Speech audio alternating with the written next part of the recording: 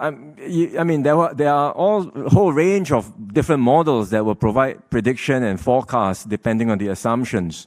But I think it would be premature for anyone, whether in Singapore or anywhere in the world, to assume that once we pass this particular wave, and say in June, July, the world will be free from COVID and life will be able to resume.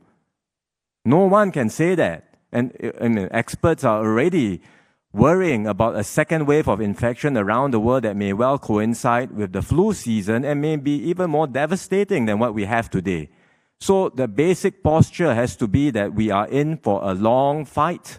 There will well be recurring waves of infection that we have to deal with.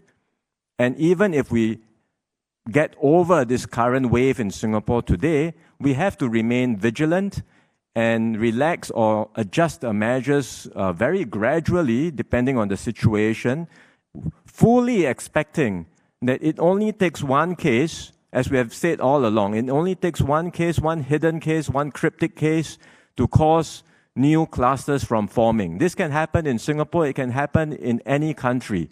So let's not be too early to declare the end of the infection anywhere, in Singapore or anywhere in the world.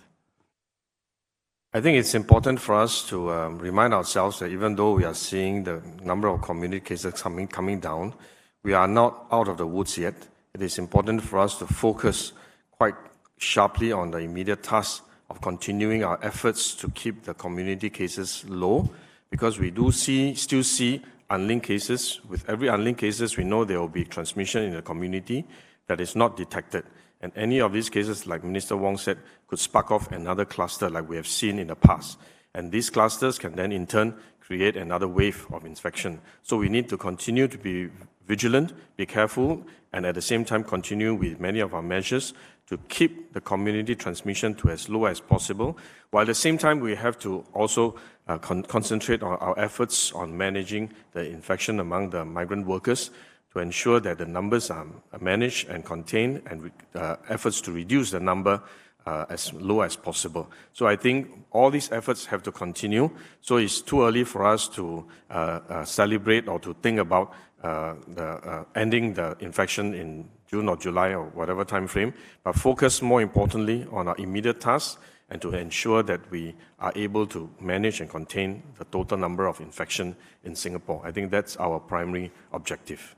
It's of course a very fluid situation because the situation is constantly evolving.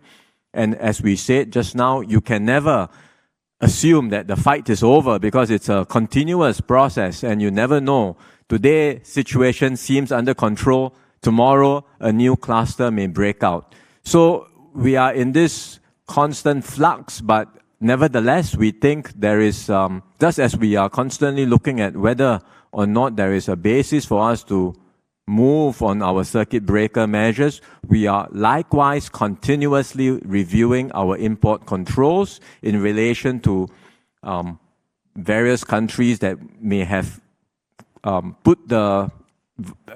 may have controlled the virus outbreak in their environments, and then we will see whether the import control measures can be reviewed and updated over time.